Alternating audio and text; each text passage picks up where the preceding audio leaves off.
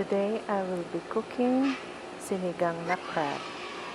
At ang recipes are crab, I pre-boiled it, sibuyas, luya, kamatis, sili, okra, pechay at sinigang mix, not sponsored.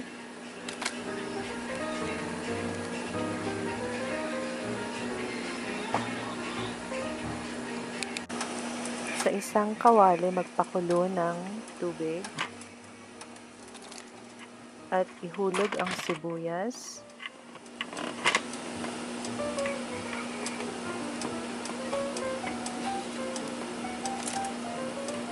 luya at kamatis. Pakuluan.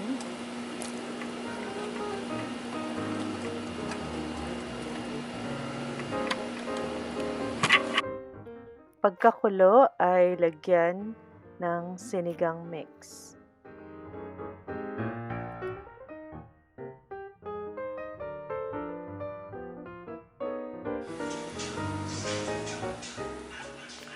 Pagkatapos ng maraming kulo, maasim na siya, ihulog na natin ang crab.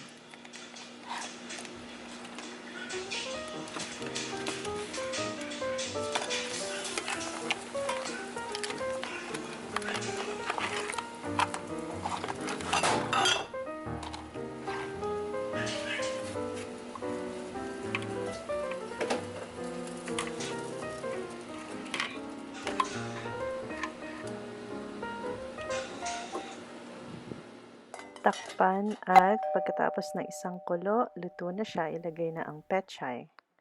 Thanks and God bless.